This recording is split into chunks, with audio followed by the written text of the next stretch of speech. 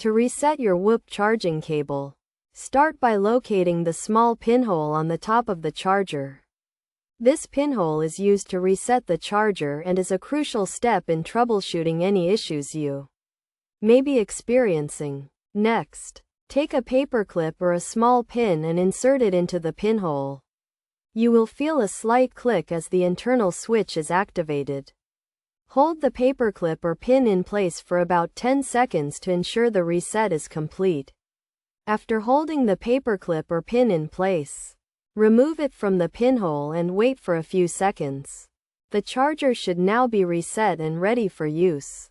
To confirm the reset, plug your Whoop strap into the charger and check that it is charging correctly.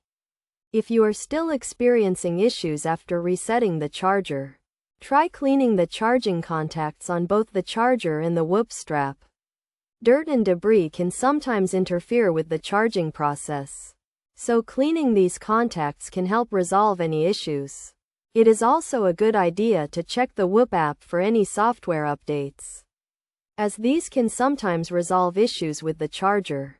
By following these steps, you should be able to reset your Whoop charging cable and get back to tracking your fitness and health data. Remember to handle the charging cable with care, as it is a delicate piece of equipment.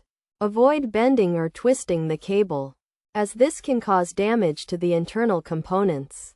By taking good care of your Whoop charging cable and following the steps outlined in this guide, you can ensure that it continues to function properly and provide you with accurate and reliable data.